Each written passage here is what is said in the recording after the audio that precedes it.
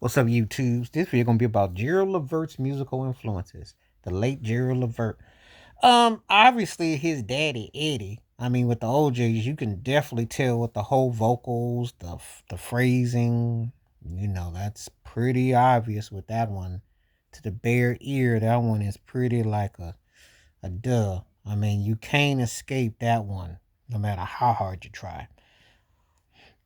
Excuse me. Other ones would be Rick James, Prince, Marvin Gaye, Stevie Wonder, James Brown, New Jack Swing, a lot of different things. I'd say the Calloway Brothers, Midnight Star with the Sounds and different things. I'd say Barry White, because they did co-write Practice What You Preach, and you could definitely tell that there was a certain tone that he would definitely had to respect Barry White to get that thing. Prince, because he was a big fan. I remember he had sampled Housequaker One songs, and I remember the Rude Boys. That was Prince's Button on the Controversy album, the Dirty Money era. And the Rude Boys, the song Written All Over Your Face, but that was the name of Rude Boy was Prince Button he used to rock. So that was pretty obvious. Rick James, because they sounded like his daddy and the whole vibe, and Fire and Desire. You could definitely tell that he had a nod to Rick. And Stevie Wonder, of course, for the musicality, and Stevie and James Brown. There's a lot of traditional. Obviously, the gospel played a big part with Gerald Levert. So, a lot of that.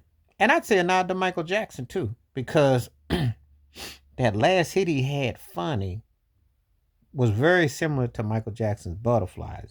Michael didn't write the song. It was a Michael type of tone and feel. So I wouldn't be surprised at all with that.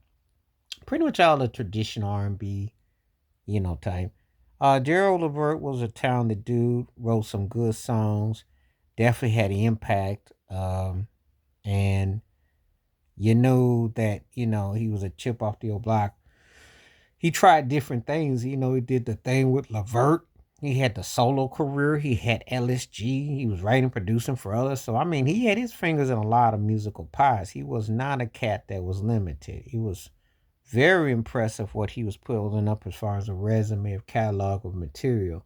And you could definitely sense where he was going as an artist. You could definitely respect his trajectory. And yeah, I liked him. I like some of the stuff that he did. I followed their careers. I thought that he had some good stuff. And Funny, that last song he did, I really liked that one a lot. Really liked the vocals and the tone. Um, I had a couple of his records. They were all right. I liked him more for his hit stuff, and I think probably much more what he did for others. And I liked his voice. Um, but he had a good career. He definitely connected with a lot of folk, and and you could definitely him and his father did a duet album together too. So I mean, he got quite a bit in. He was definitely one of those artists that he didn't shortchange you with trying things. He was gonna try it to get it out. So, um, and he's definitely been missed. It's hard to believe it's been a minute now too, because I remember just like yesterday. I remember seeing, listening to his music, and he had a vibe about him. So sometimes you got to kind of remind yourself, yeah, he was, yeah, and he was outspoken cat too, which I like.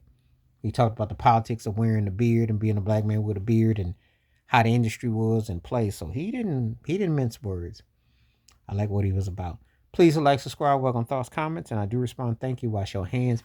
Keep your mind clear. Watch out for another. Share it if you like, and hit that membership, because when you do requests like this come true, stay safe, stay blessed, stay woke, stay free. I'm out. Peace.